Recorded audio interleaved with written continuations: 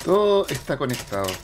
El auténtico cuidado de nuestra propia vida y de nuestras relaciones con la naturaleza es inseparable de elementos humanos como son la fraternidad, la justicia y la fidelidad. Bienvenidos y bienvenidas a contemplar historias cotidianas de personas, de lugares, de experiencias en torno a un principio de la mano de invitados que han ido descubriendo este valor en su vida. Soy Ariel Reyes y estas son historias de búsquedas incansables, de enseñanzas de vida. Esto es Tiempos de Conexión y hoy estamos con Elizabeth Bunster para conversar sobre el valor de la esperanza. Bienvenida, Elizabeth. Muchas gracias, Ariel. Gracias por la invitación. Hoy día queremos hablar de este profundo valor, ¿no? Te queremos invitar a poder recorrer tu historia, también mirar la actualidad, mirar el presente y también ahondar en el futuro, qué podemos hacer o cómo podemos contribuir a partir de este valor. Ujú. Lo primero que te quiero invitar es, extraje algunas frases de algunos autores y me gustaría que me pudieras contar qué de lo dicho aquí se parece a lo que tú crees que es la esperanza, ¿De ¿ya? acuerdo? Eh, entonces tengo una acá de Julio Cortázar Ujú. que dice que la esperanza le pertenece a la vida y es la vida misma defendiéndose. Eso dice eh, Ernesto Sábato, dice que la esperanza no deja de luchar, no deja de luchar, aunque la lucha esté condenada al fracaso, ya que previamente la esperanza solo surge en medio del infortunio y a causa de él. Y Tolkien, ahí el del Señor de los Anillos, dice, la esperanza nace cuando todo está perdido. ¿Te quedó alguna? Me quedo con la primera, porque creo que es parte de la vida y nos acompaña siempre. Porque cada momento vivimos situaciones en las cuales a veces nos podemos sentir decepcionados o con una dificultad y que al tener esperanza tenemos siempre como la convicción de que puede haber una ventana que se abre. Es defenderse finalmente de todo lo que ocurre, ¿o no? ¿Algo así? ¿O lo ve? Porque él plantea que es la vida misma defendiéndose. ¿No es Eh, defenderse? ¿Es otra cosa? bueno, me quedo con lo que es la vida misma, tal vez no tanto en el ámbito de defenderse, sino que también pienso y lo vinculo mucho con la presencia de Jesús Mira. en la Eucaristía, que está siempre con nosotros. Es decir, yo creo que una de las grandes cosas y las riquezas que tenemos es saber de que Él nos acompaña y que Él está presente, Él está vivo, Él está en la Eucaristía.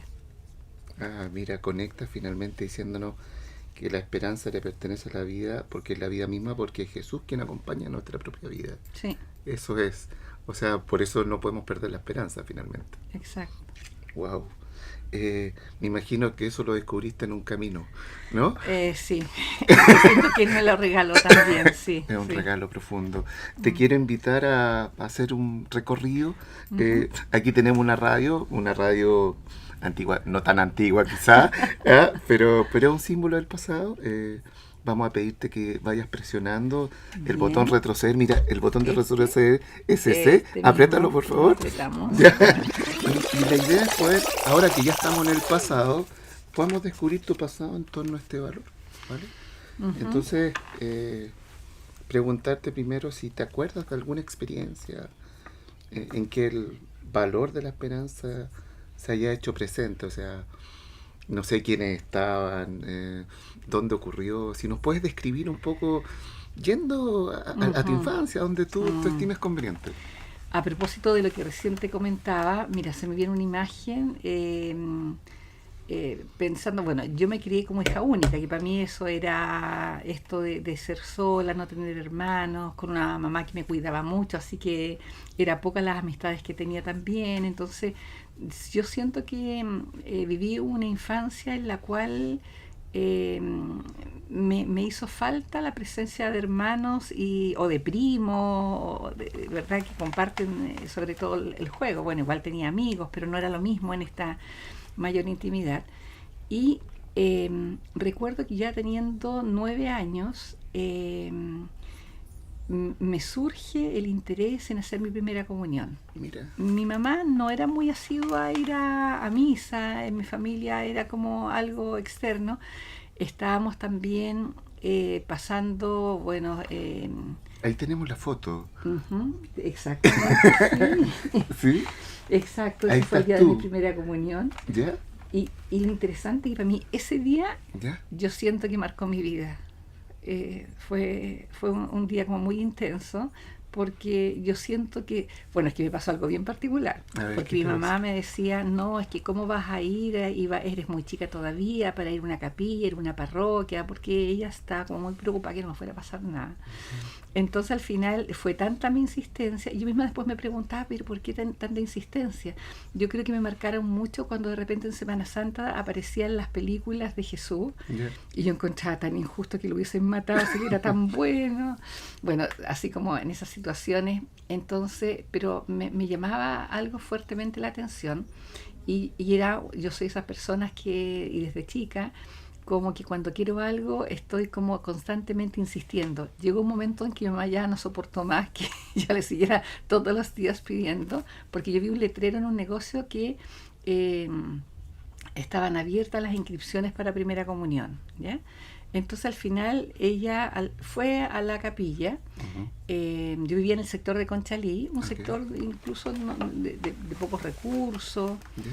eh, pero ella fue a conversar para que alguien me fuera a hacer la catequesis a la casa, pues imagínate la ocurrencia, porque ella no quería que yo fuera. Y fue tanto, y les dijo, mire, esta niñita lo único que quiere hacer la primera comunión. Entonces al final la catequista dijo, mire, hagamos una cosa, yo la voy a acompañar en los primeros tiempos, pero lo que ella tiene que hacer en el fondo, si quiere hacer la primera comunión, es leerse el Evangelio completo. Le vamos a dar tantos meses. Mira, Entonces al final yo dije, yo lo leo, ¿ya? y entraste a leer. Entonces, pero ¿sabes qué? Yo siento que fue una experiencia tan linda porque leer el Evangelio, leer todo el Evangelio, e incluso yo me acuerdo que me quedé hasta como la mitad de las cartas de San Pablo, ¿Ya? ¿ya? ¿Ya? Que yo sentí una sensación así de conocer en una primera instancia todo lo que era el recorrido, y además que los evangelios van repitiendo, ¿verdad?, las parábolas, y que fue como un conocer a Jesús, que yo digo, todos debieran hacer lo mismo, porque para mí fue como tan significativo.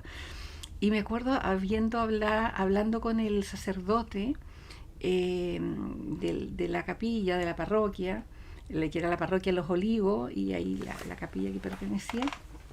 Él me dijo, bueno, la primera comunión significa encontrarse con el Señor porque el Señor está presente en la Eucaristía, y hablar todo lo que uno no entendía, lo que era la transustanciación, pero Ujú. en el fondo la presencia misma no es un símbolo. A mí eso me impactó. Entonces yo encontraba de que cómo la ¿Cómo se gente, puede dar eso, cómo no? pasaba eso, Mm, pero a mm. la vez también me llamaba la atención cómo no había conciencia de eso. Yo tenía ahí Y 10 tú años. te preguntabas eso, ¿cómo no se dan cuenta de que esto es tan importante? Exacto. O que se Mm, entrara a la capilla, no hizo una inclinación, si él estaba ahí, ¿ya? mm. Entonces, para mí ese fue un signo como muy importante en el sentido de encontrarme con él, de sentir de que no era casual, y sobre todo porque tocaba un anhelo profundo que yo sentía. Y por eso, de hecho, el momento de la primera comunión, a veces uno no se acuerda de ciertas situaciones que han pasado y que al final son como formalismo. Sí. Lo que yo tengo conciencia es que para mí no fue un formalismo, fue un anhelo cumplido, y creo que fue un tremendo regalo para mí. Finalmente la primera comunión fue, tú te fuiste encontrando paulatinamente a partir de los evangelios con él, y Sí, en el momento en que haces tu primera comunión te encuentras profundamente con él, y eso detona de algún modo esta esperanza de querer vivir para siempre con él. sí, absolutamente. Algo de ahí brota como, mira que hay una necesidad, una oportunidad, o voy a anhelarlo que sacia completamente mi búsqueda. ¿Por Yo, qué los demás no pueden vivir esto? Como una cosa así, ¿o no? sobre todo como experiencia. Como experiencia Por mí, yo, profunda. yo creo que ese fue un regalo, obviamente, Mm, porque yo creo que todavía yo no tenía la experiencia, ya. y me doy cuenta también, bueno, mi abuela, que para mí fue también importante, fue especialmente quien me acercó a la fe, a la oración, ¿Cómo se llamaba ella? Adriana. Adriana. Sí. Ya. Y ella, la noche antes de acostarme, me decía acuérdese de rezar. Entonces hay el Padre Nuestro, el Ave María y el Ángel de la Guarda. Así que Mm, eso era. Y rezaba ella el rosario también. Pero la verdad es que yo el rosario no lo entendía y no sentía la cercanía con la imagen de la Virgen. ok, Pero yo, cuando iba al mes de María, ella iba a veces y yo la acompañaba. ok. Eh, Pero ahí descubrí de que hay cosas, no es que uno lo quiera hacer, porque por ejemplo esta experiencia con la Eucaristía para mí fue absolutamente una experiencia profunda del corazón. Pero cuando ella me hablaba, por ejemplo, de lo que era la Virgen, la concebía como una idea, no tenía esa experiencia, sino Claro, que eso ya la vine a conocer después, claro. estando en la universidad, al conocer el movimiento de Schoenstatt. Ahí descubrí esta madre amorosa que nos acompaña, que es la Santísima Virgen. Volviendo, quedándonos en la Ujú. Eucaristía, eh, ¿de qué modo iluminó tu vida a partir de esa experiencia? ¿Cómo tenías 9 años? Sí. eh, ¿Cómo se empezó a desarrollar esta vida? ¿Cómo fuiste a lo mejor ligándote con el Señor en la Eucaristía? ¿Cómo fue ese tiempo? Porque lo que estamos conjugando es que eso te otorgó mucha esperanza también. Sí. ¿Cómo fuiste viviendo ese encuentro de esperanza Mm, con el Señor y también con los que te rodeaban? sí. Bueno, yo creo que principalmente buscando el anhelo de descubrir qué Dios quería de mi vida, ¿ya? Mira, Y eso me llevaba como también a mirar de qué manera había situaciones difíciles. Yo vivía en un entorno que igual era un entorno como difícil, ok. de pobreza en algunos sectores. Bueno, nosotros no es que viviéramos una situación de extrema pobreza, pero estábamos insertos en un sector donde recién se estaban abriendo como las villas de ese sector de Independencia al final de Conchalí, donde está Sí, la Arboleda, sí.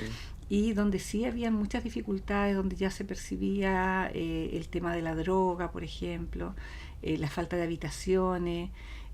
Ahí entramos también en el año 73 con un tema político muy complejo y que también era un sector del cual eh, habían situaciones en las cuales se vivía como temor, ¿ya? Eh, por lo tanto, habían situaciones en las cuales uno percibía el riesgo, el peligro. Mi mamá era comerciante, tenía un negocio, y por lo tanto nos tocó vivir todas estas situaciones de la falta de abastecimiento, donde llegaba la gente.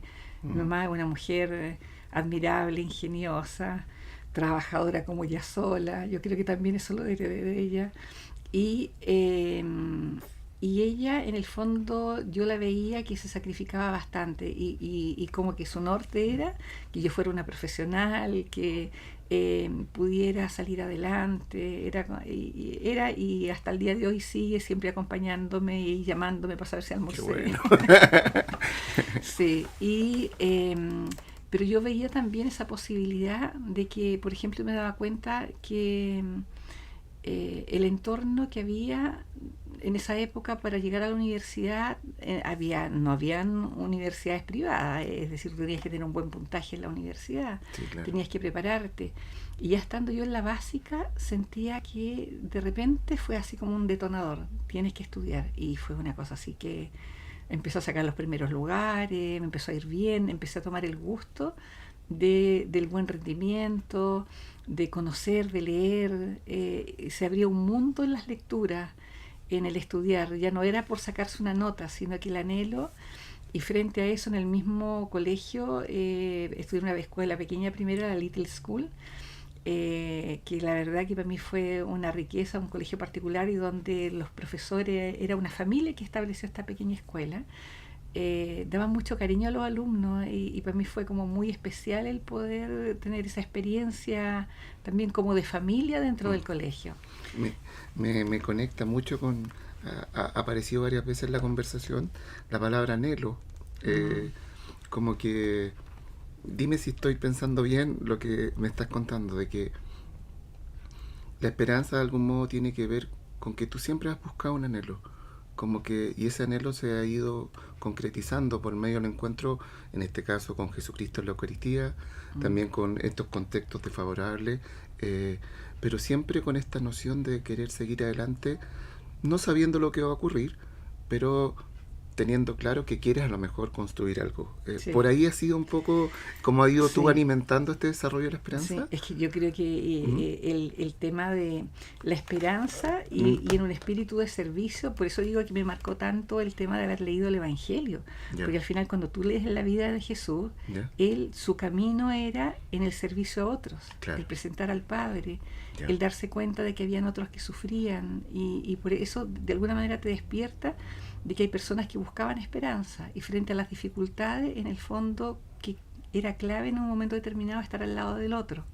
Me acuerdo en el colegio, una de las cosas que me pasaba, estaba como en séptimo básico allá, Ya. el colegio este pequeño duraba hasta sexto básico, así que séptimo y octavo lo terminé en otro colegio, Ok. un colegio público, la escuela Ok. 43, que también muy buenos profesores, la directora, eh, y ahí me tocó presenciar, por ejemplo, el bullying. Yo me sentaba en la parte de atrás y miraba lo que pasaba en la sala. Ya. Y me daba cuenta cómo algunas chicas eran maltratadas porque le iba mal, porque tenían malas notas.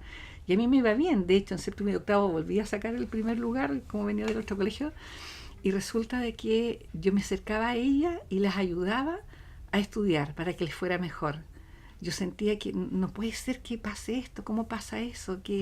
Y ellas se sentían marginadas, se sentían maltratadas.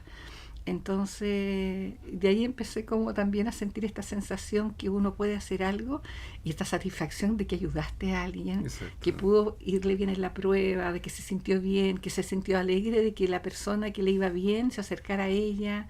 Entonces, de alguna manera, descubrí un camino que sentía que era como necesario hacer. ¿No? Pero Después que... poco a poco te fuiste acercando como me impactó mucho que no hayas contado primeramente el momento de la primera comunión, pero pues siguen los anhelos, pero después te lleva como a la luz de lo que vivió Jesús cuando estudiaste los evangelios, la responsabilidad social también. Sí. Entonces, como que eso fue de algún modo cultivándote para poder, nos contaste antes de comenzar el programa que hayas estudiado trabajo social, todo eso de algún modo va detonando para lo que después lograste estudiar o definiste estudiar. Bueno, yo en esa misma línea, ¿Ya? bueno, la directora me dice, no, usted tiene muchas capacidades, tiene que irse al mejor liceo que hay y que ¿Ya? le va a garantizar que usted quede en la universidad, y me fui al Liceo 1, postulé y quedé Ah, mira, el en el famoso liceo, Liceo el 1. famoso Liceo 1, han pasado grandes personalidades por ahí. Sí. Y resulta de que mi anhelo era, ya estando en tercero, cuarto medio, estudiar Derecho. Justamente Mira. por este anhelo de justicia, como que se va encendiendo. Pero también en este servicio, de hecho, en algún momento me cuestioné incluso una vocación religiosa, porque yo de verdad que sentía, yo quiero descubrir qué es lo que Dios quiere de mi vida y ponerla al servicio. Qué tremenda Y en pregunta. ese aspecto, pero es que por eso yo te digo que para mí fue un regalo, porque Sí. al final, bueno, por eso también ya estando en segundo medio me inscribí para mi confirmación. Mira, ahí está la foto. Exacto. Ah, Con Monseñor Hurtón, que fue ¿ya? en la parroquia de Los Olivos, donde a los 17 años hice mi confirmación y que también fue otro hito. Y lo interesante en esto fue que algo pasó que de repente estas sensaciones, como dice Santa Teresa de Ávila, de repente como los desiertos de Dios, Sí, sentí una sensación de vacío, como que Dios no existía. mira. Y empezar con, bueno, que es normal en la adolescencia cuestionarse, ¿será que Dios existe? ¿Será que esta es una idea? ¿De dónde aparece esto? Y empecé como a estudiar y a mirar qué decía la religión evangélica, incluso andaban siempre los mormones que ya aparecieran en Chile, a mirar cuáles eran como sus postulados. Y la verdad que yo decía, no había... Y en el momento previo a hacer la confirmación, yo sentía como una especie de vacío. Okay. Y yo dije, si por tanto tiempo el Señor me ha regalado en el corazón su presencia y ahora no está, yo sentía que el hacer ahora la confirmación tenía que hacer un salto de fe. Wow. Y frente a ese salto de fe yo dije, bueno, si Él está, prefiero no defraudarlo y dar el salto a quedarme en no hacerla por el hecho de haber pensado que Él realmente no existe. Hice la confirmación y ahí vino como el otro momento, como después de la confirmación, que coincide ya con cuarto medio, habiendo dado mi prueba en ese momento, la prueba de actitud académica de esa fecha. La prueba académica. Y la verdad que yo estaba con el anhelo de estudiar Derecho, mi primera, segunda, tercera y hasta la quinta preferencia, porque no tenía 10 preferencias, era Derecho. Derecho en Santiago, en las universidades de aquí, en Concepción, Valparaíso, y quedé en Concepción. Y estudié 3 años de Derecho, ¿ya? Y durante el estudio, estando en Concepción, con compañeros tuvimos la oportunidad de encontrarnos con los niños en situación de calle, que en esa época hubo una situación muy compleja de los niños que inhalaban neopren con sus bolsas plásticas que se abrían y cerraban. Y a veces nos quedamos hasta la 1 de la mañana acompañándolos, tratando de ver qué pasaba con ellos, incluso ir a sus casas.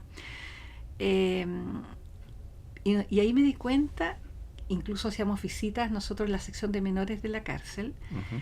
y yo no entendía cómo podía haber niños que estaban ahí en la cárcel, donde estaban los jóvenes inclusive, que eran menores de edad, pero que estaban por haber asesinado a alguien, haber violado a alguien, junto Sí. con los niños que entraban con protección, que lo encontraban en la calle y los llevaban al mismo recinto, en el mismo grupo.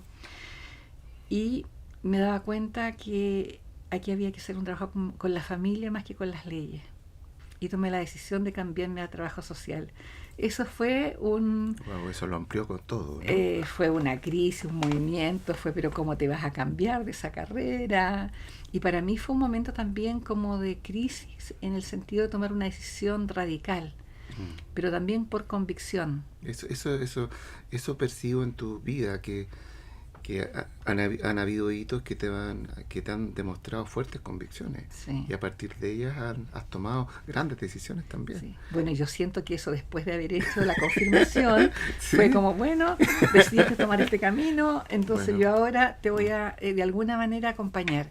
Mm. Y estando en Concepción, me encuentro con este movimiento que yo no sabía que existía, Okay. el movimiento de Schoenstatt, y que ahí Okay. me invitó una gran amiga, Lola Guidi, ¿Ya? y me invita, pero es una amiga ahora, pero en ese momento yo entré a una tienda, soy friolenta, y entré a una tienda a comprarme una camisa de dormir, ya franelada, y cuando voy entrando yo andaba con la cruz que me regalaron, que un amigo me regaló para mi confirmación, y me dice, tú eres del movimiento Schoenstatt. Entonces yo le entendí el movimiento 80. No, yo no soy de ningún movimiento. La cosa política en los años 81 era media compleja. Entonces, y le digo, ¿por qué pensó? No, es que andas Ya. con esa cruz. ¿Ese que está ahí? En el movimiento exacto. Y ese es un encuentro que tuvimos Ya. en el año 2011, ahí ya en una pastoral. ¿Es el que está en la Florida o no? El que está en la Florida, el Ya, santuario ya. de la Florida de Schoenstatt, Ujú. que es el santuario con el que corrientemente participo con mi marido, estamos ahí participando como matrimonio.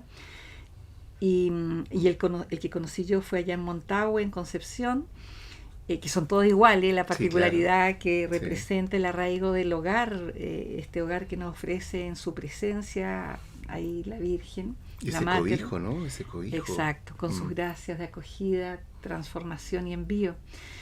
Y cuando descubro esto, yo había andado ya más de 1 mes y medio buscando dónde participar, porque como venía con todo el ímpetu incluso había hecho un curso de monitora para confirmación, y buscaba, y fui a parroquia, pero siempre pasaba algo, que la persona no estaba, que estaba cerrado, y dice, pero ¿cómo va a ser que no hay un lugar donde yo pueda participar? Yo era de Santiago, no conocía gente, no tenía familia en Quería Concepción. seguir estando ligada con respecto a lo que creía Exacto. finalmente. Entonces cuando esta persona me habla de esto, yo le empiezo a preguntar en qué consiste, y me empieza a hablar estas maravillas, y dije, esta señora debe estar exagerando un poco, decía yo para adentro, pero cuando me habla de esta familia en torno a la Virgen, y yo dije, bueno, voy a conocer. Y mi primer día de cumpleaños, el 20 de mayo de ese año que yo pasaba fuera de la casa, el año 81, me invitan para que vaya a una misa que hay ese día, porque ese día el santuario cumplía 10 años. Entonces llego y estaba todo, era una misa y una fiesta de cumpleaños, Mira. donde me acoge la hermana Consuelo, y donde todos me saludaban, donde después me fueron a dejar a la casa, y yo sé, ¿esto qué es? ¿Qué es esto? Y ahí sentí realmente la delicadeza de Dios, cómo se preocupó que estuviera en un lugar tan acogida, con tanto cariño, en mi primer cumpleaños. Dije, ya no, esto no es casual, yo me quedo en este lugar, y de ahí nunca más me fui. Y permanezco hasta la fecha. Y Fue tu espacio, ha regalo. sido tu espacio seguro también, ¿no? Espacio seguro y también de formación, porque cuando uno viene de Mm. vida de parroquia, uno piensa que ya uno lo sabe todo. Y en Schoenstatt, además, la posibilidad de formarse en términos de descubrir que Dios nos transforma, nos pule, ayuda a sanar las heridas también, pero también nos da una misión. Ahí quedé más convencida de lo que antes yo había pensado, que uno tiene una misión, y en esa misión hay que prepararse y descubrir exactamente cuál es tu ideal personal. Y ahí yo lo ligo mucho con la esperanza, porque mi ideal personal, incluso uno hace una alianza de amor con la Virgen. Sí. A mí me impresiona, el año 83 hice alianza con ella, y habiendo conocido a los niños en situación de calle, habiendo estado trabajando en la cárcel, en la pastoral carcelaria, mi propuesta era servir a los que estaban más solos, aquellos que estaban en situaciones muy complejas, de marginalidad, de desesperanza y que sentían mucha soledad. Y siento que Dios se tomó la palabra. Ha sido muy interesante esta primera parte porque nos ha... en vez de hablarnos de una idea, todo el rato nos ha reforzado que esto se ha transformado en una experiencia. Sí. Como que se ha transformado en personas concretas, en experiencias concretas en las cuales tú has bebido, pero no te has quedado tú para vivirla, sino que también para compartirla con los demás. Al parecer la esperanza tiene esa noción, como que descubro algo, pero no es para mí, sino que es para compartirlo. Sí. Y ha sido un hermoso camino. Vamos a hacer una pequeña pausa, ¿ya? Por favor, quédense, porque en pocos minutos vamos a regresar con Elizabeth Bunster aquí en Tiempos de Conexión. Ya volvemos.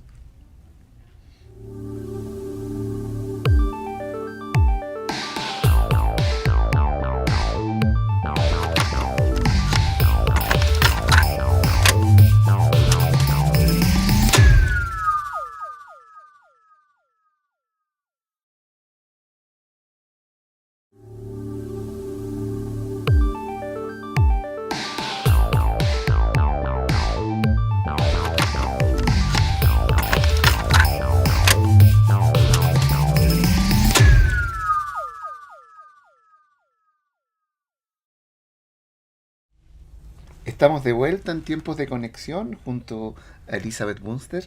Hemos escuchado hace poco toda esta historia anterior en relación con este valor de la esperanza.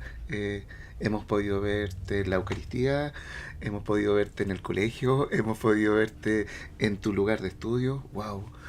Diferentes lugares en torno a experiencias y en torno a alguien que ha querido ir buscando, pero también lo ha encontrado como regalo, ¿no? Porque no podemos perder de vista que también es un don y una gracia de Dios, ¿sí?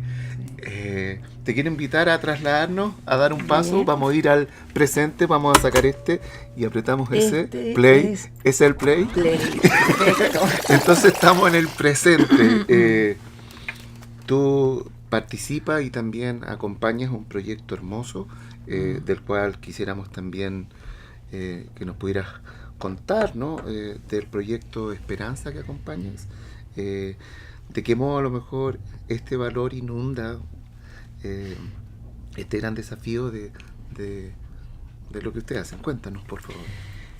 Sí, bueno, la verdad que también es un regalo en esta vocación. En algún momento y me encontré con personas que frente a un trabajo que desarrollamos ya con mi marido, ya casada posteriormente, bueno, con 7 hijos, que para nosotros es una gran esperanza y cada hijo es único y cada uno es un desafío, pero también es una entrega al Señor. Empezamos a partir de la experiencia primero en la universidad de habernos encontrado con una compañera que sufrió un embarazo inesperado y después saber de que ella había pasado por la experiencia del aborto. Ahí estoy con Raúl, con mi marido, ahí yo con 22 años. Wow. Sí, nos casamos en la parroquia. Pero radiantes, ¿ah? Sí, muy contentos. Y en la parroquia Nuestra Señora de los Dolores de Quinta Normal, porque él vivía en ese sector. ¿Y esa es tu familia? Es mi familia, que un día los invité a todos y les dije, vamos a hacer hoy día, ahí están más pequeños porque esta foto es como hace de 10 años atrás, y nos fuimos a hacer una foto de estas fotos, ¿verdad?, antiguas. Okay. Así que todos los más grandes sobre todo reclamaban, pero las cosas que se te ocurren, no sé qué. Pero ya, mamá, claro, pero al final después ellos mismos estaban todos arreglándose, acomodándose sus trajes, mostrando, y ahí están los 7, incluso el más pequeño que es Sergio, que ya ahora tiene 19 años, Mira. recién cumplidos, así que tengo ahí la variedad de edades. Qué hermoso, Sí. qué hermoso. Y en esta tarea, justamente, y este fue también una decisión de familia, por mi propia experiencia de haber sido, bueno, después hubo una hermana, obviamente, que llegó, pero ya yo tenía 17 años, ya después a los 18 me fui, no tuve esta experiencia de varios hermanos, Ujú.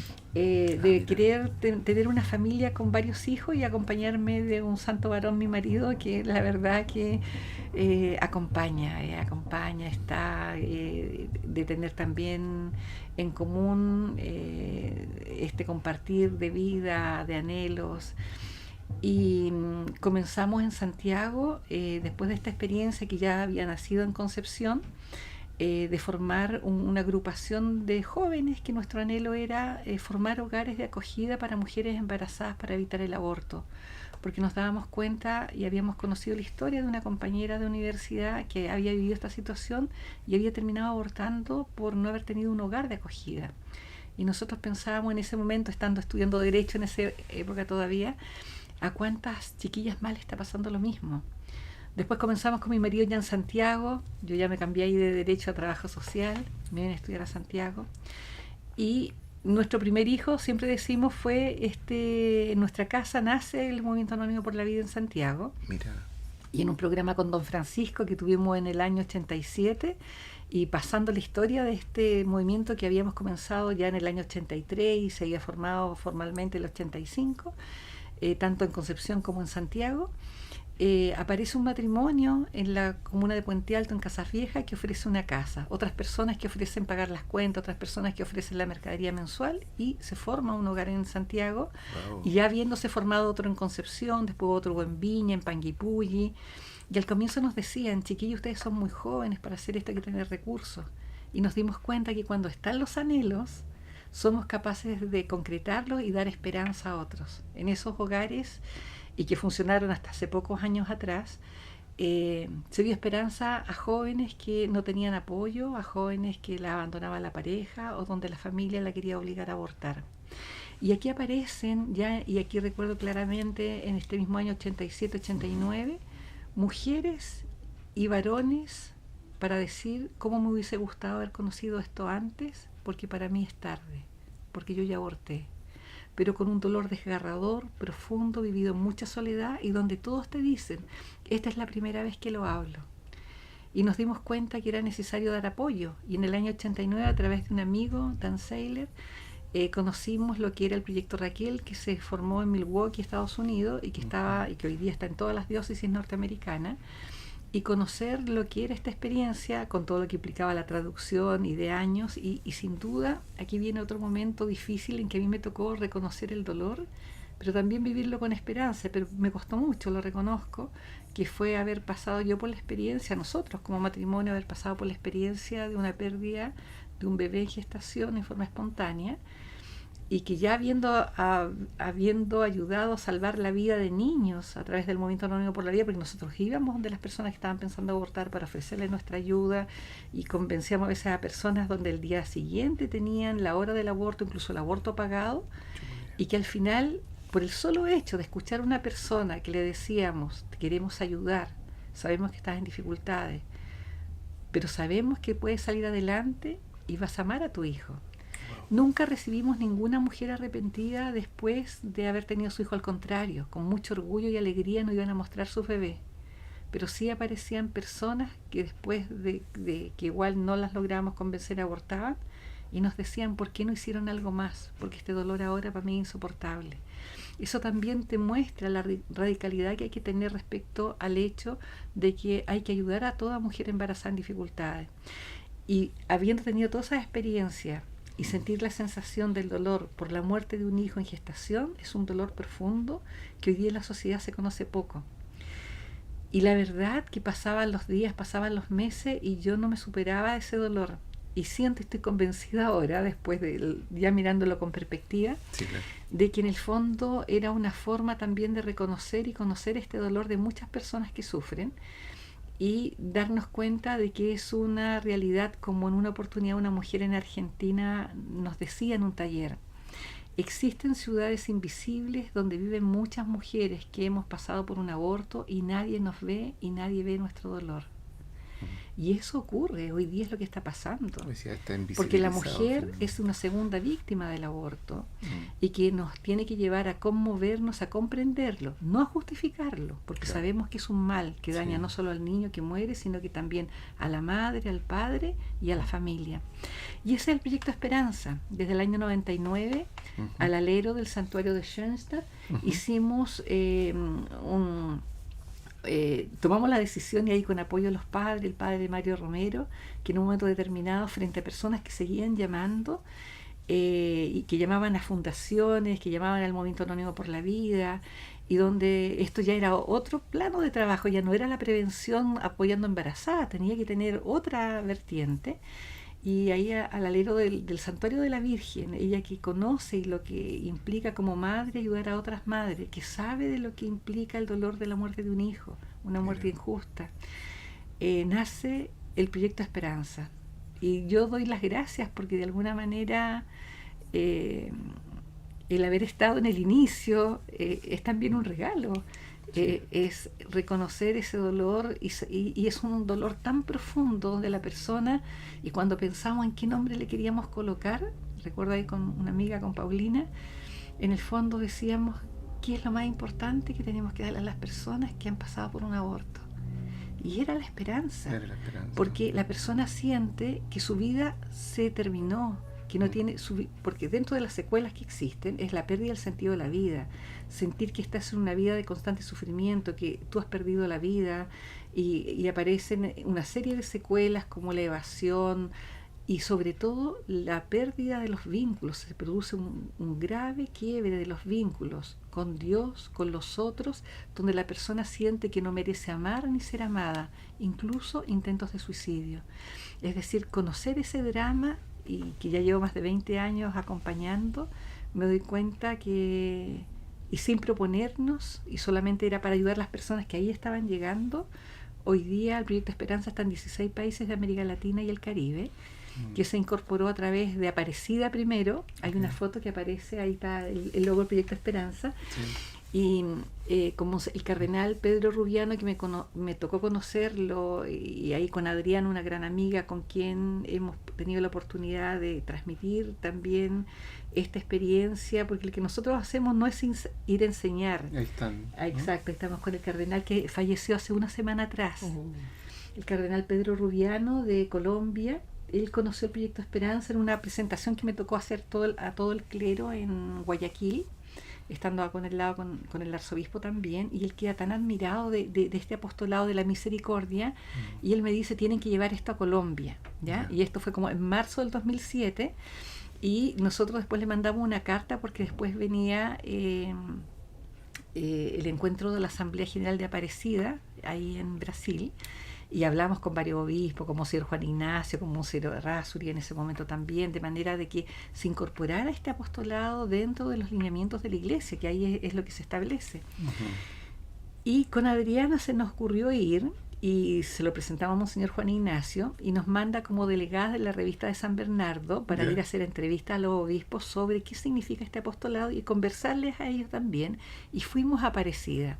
Ya. Y cuando llegamos allá, lo primero que se me ocurre es escribirle al cardenal Pedro Rubiano una Allá notita. están en Aparecida. No, ahí están No, con el aquí en la obispo catedral, claro, de la San Bernardo. catedral de San Bernardo, Monseñor Juan Ignacio ha sido sin duda un punto fundamental y pilar para todo lo que ha sido el sustento del Proyecto Esperanza, Ujú, porque se nos otorgó personalidad jurídica canónica dentro del Obispado de San Bernardo, ok. que nos ha permitido desarrollar como proyectos también a nivel de Chile. Él lo ha presentado en la conferencia episcopal también a los otros obispos, se ha podido desarrollar en otras diócesis, y esto también nos ha permitido llevarlo a otros lugares. Y ahí, cuando fuimos a Aparecida, al hablar con el cardenal Rubiano, Ujú, él nos dice, y ahí donde uno dice, no son, las cosas no son coincidencias, él era el presidente de la Comisión de Familia en Aparecida, ok. y nos pide que le podamos dar la sugerencia por escrito de qué es lo que debiera estar y quedar escrito en el documento. Y él lo plantea a la comisión, y con alguna sugerencia ahí de Monseñor Caro, que también él conocía al Proyecto Esperanza, y de otras personas, de otros de los obispos, queda inserto en el número 469, letra G, del documento de Aparecida, como una necesidad de acompañar a la mujer embarazada en dificultades que no ha abortado, pero también a la mujer que ha pasado por la experiencia del aborto con misericordia, porque también, además del niño, la mujer es una víctima. Y desde el año 2009 comenzamos ya a trabajar con el CELAM. Me surge una pregunta, porque ustedes van con la esperanza de poder a lo mejor de convencer a una persona o acompañar un proceso de restauración con alguien que ha vivido, pero desde la persona que está viviendo esa experiencia, ¿cómo hacen ustedes o qué hacen ustedes para que la esperanza a veces brote de ese corazón que muchas veces ha cerrado la puerta, Sí, o se ha encerrado, no por temor, por dolor? Estoy intrigado de saber qué hacen, porque a veces decir, a veces cerrar. Entonces, Sí. ¿cómo se hace que la persona descubra la esperanza? ¿Cómo? Me han tocado ya ¿Mm? en más de 20 años ¿Mm? acompañando. Este año cumplimos 25 años del Proyecto Esperanza, ¿Mm? y me ha tocado ya muchos casos que acompañar, y han llegado personas donde ellas te dicen: yo no tengo vuelta atrás, no tengo Exacto. posibilidad de esperanza, y Mm, algunas después me han dicho: yo pensé que nada me iba a servir. mm, Y hay un libro que invito a que lo puedan leer, que lo pueden bajar gratuitamente en la página web www.proesperanza.org. Hay testimonios hermosos que ujú, muestran cómo se transformó su vida y qué logró tocar a ellas el corazón. Más que las ideas, que muy bien dices, Ariel, no son las ideas. mm, Nosotros tratamos de ser un instrumento del amor mm, y misericordia de Dios, con mucha humildad desde nuestra propia vida, ujú, por lo tanto el ujú, atender con humildad es inclinarnos frente a la otra persona, ujú, donde la otra persona primero se sienta revalorizada, nunca juzgada, acompañada en su dolor y comprender su dolor. Es ser, de alguna manera, tratar de ser como el buen samaritano que se detiene con ternura, con cariño, a poder sanar esas heridas, acoger todo lo que no le ha podido decir a nadie ok, y que nos dice es primera vez que lo habla. mm, Y por otra parte, hay en este manual que se establece, donde hay una capacitación muy rigurosa de conocimiento, pero también incluso de un examen personal, cuáles son nuestras propias heridas, nuestros duelos, nuestra experiencia con Dios, de la misericordia que Él nos ha dado, cómo nos ha acompañado, y nosotros con esa humildad, donde la otra persona no se siente humillada, sino que se siente revalorizada y mm, hallada de nuevo como el hijo pródigo. mm, Bueno, en nuestras capacitaciones uno de los puntos clave y el núcleo del Proyecto Esperanza justamente es la misericordia. la Esta misericordia. misericordia y amor de Dios que tú, y aquí es clave, quien hace el acompañamiento es el puente para transmitir ese amor, que no es pasar pautas, que no es un manual, sino que es esta vivencia: estoy contigo y te acompaño con amor, porque es lo que me pide Dios, Mm, porque Él quiere que tú te sientas profundamente amada, porque su amor, su perdón está ahí. mm, Y los sacerdotes se preguntan muchas veces por qué la persona que ha abortado vuelve reiteradamente a confesarse. ¿Acaso no cree en el perdón de Dios?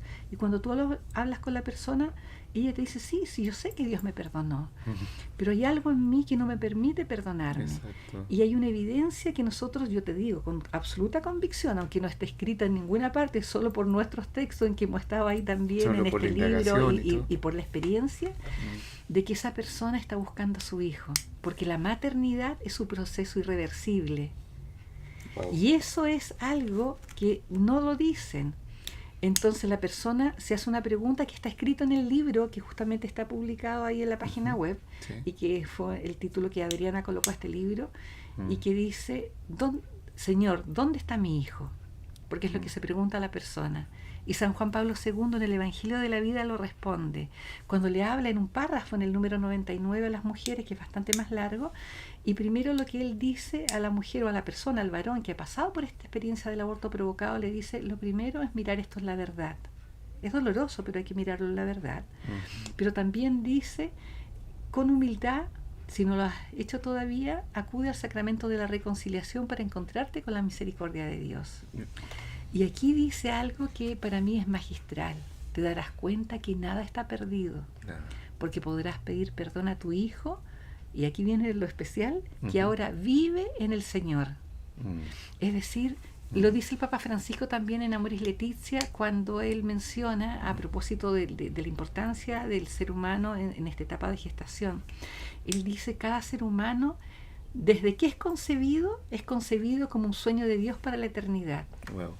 Entonces, cuando tú dices eso, es la esperanza. Bueno, ese fue otro regalo, porque la verdad que para mí fue... ¿Y compartiste el libro? Exacto, el libro se lo entrego al Santo Padre, y ahí en el fondo estamos en el momento en que él pasa rápidamente, solo saludando a cada persona. Yeah. Pero yo decía, tengo que decirle del proyecto Esperanza y de la necesidad, esto fue el año 2015, que tenemos también de que los sacerdotes puedan dar palabras de aliento, de esperanza, porque tú sabes que hasta ese momento, hasta el año de la misericordia, estaba solo entregado a los obispos poder dar el perdón del aborto, ¿ya?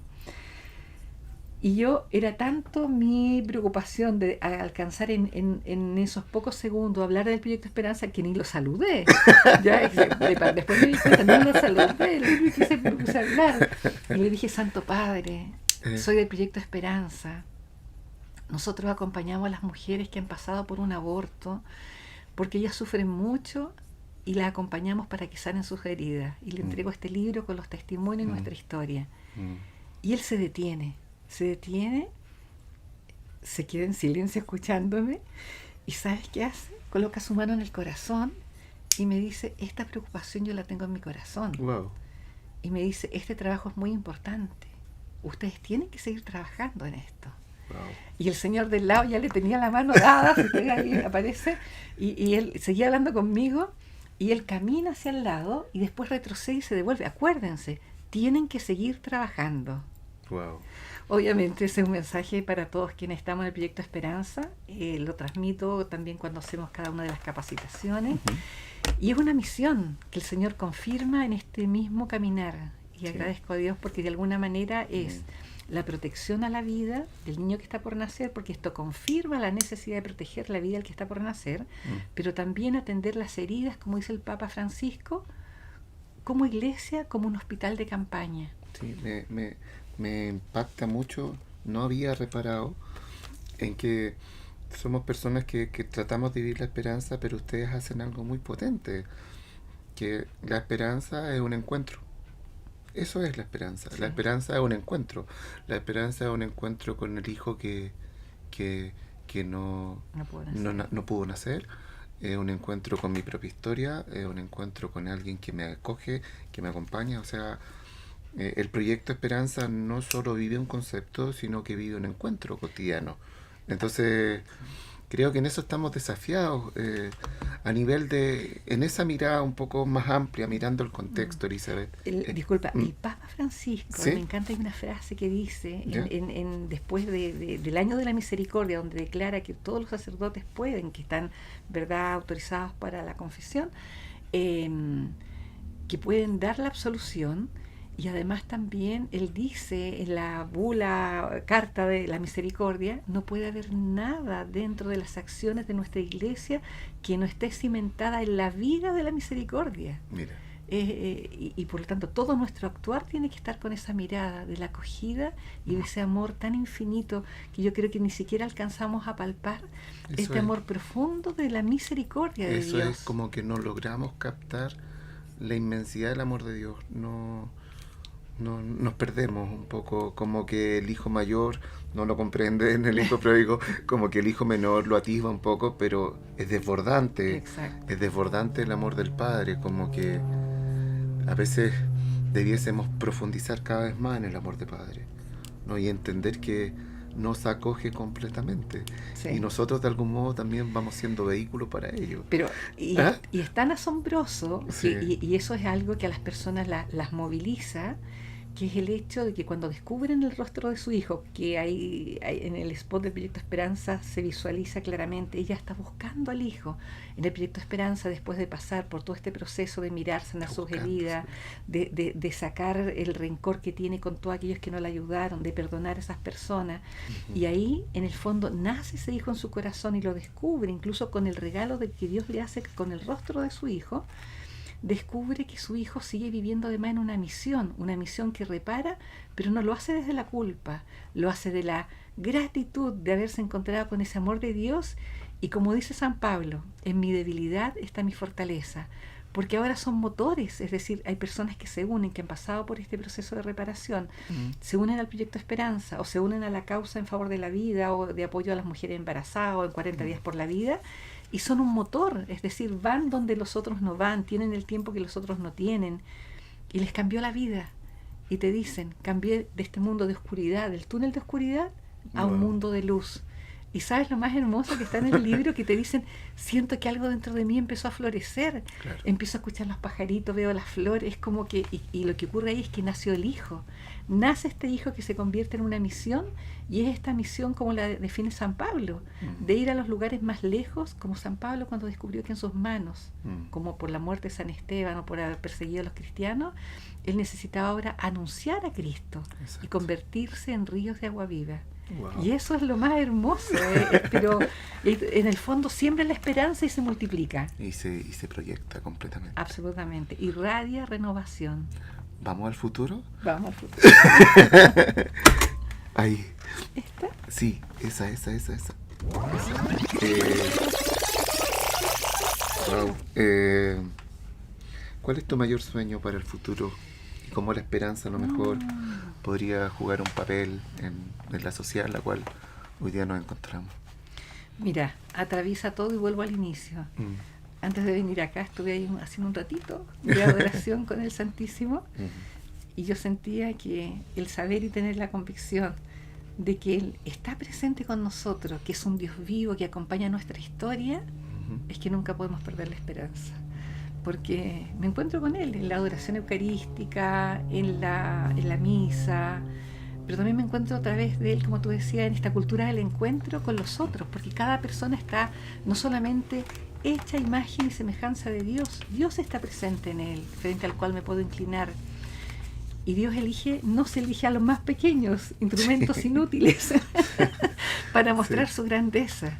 Por lo tanto, a mí me asombra, y en ese aspecto siento cómo se multiplica en el Proyecto Esperanza cuando veo que en este momento que estamos en esta articultura de la muerte, que yo los invito a leer el Evangelio de la Vida de San Juan Pablo II, porque él hace un diagnóstico claramente de esta articultura de la muerte, pero muestra lo que está pasando, pero también muestra caminos de luces, de acción. Él dice en una parte, él dice, hay que crear una gran estrategia en favor de la vida.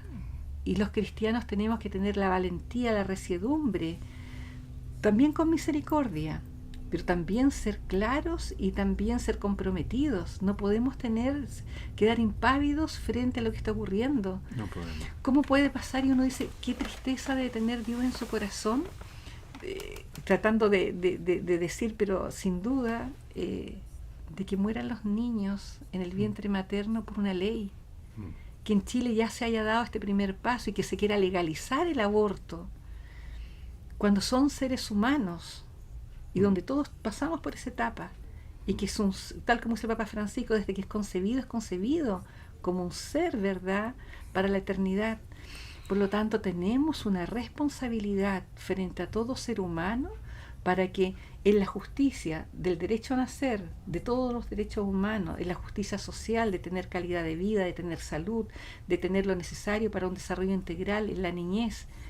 Pero no podemos nosotros quedar marginados, especialmente desde nuestra fe, cuando sabemos también que en cada persona que viene es un ser que está creado para amar por Dios.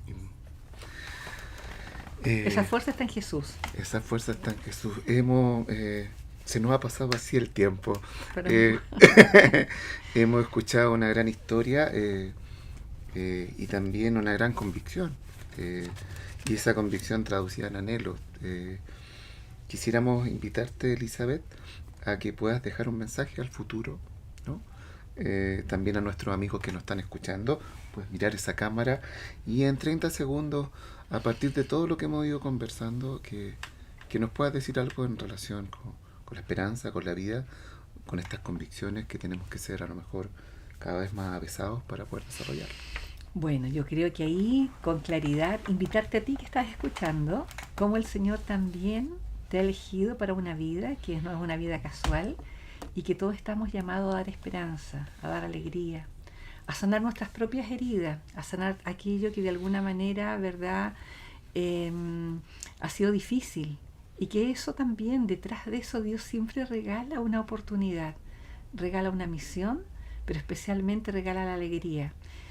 Te invito a que descubrir cuáles son las personas que están alrededor tuyo, tu propia familia, tu compañero de trabajo, tus vecinos, a transmitir una palabra de aliento, porque todos tenemos dificultades, pero lo interesante es que cuando uno ofrece esas dificultades, Dios las convierte en una especie de insumo, de base para lograr lo que Él está llamado, digamos, lo que Él quisiera hacer a través de tu vida, convertir cada vida nuestra en un milagro de esperanza y ser nosotros claramente portadores de esperanza, pero para eso necesita ese sí con convicción.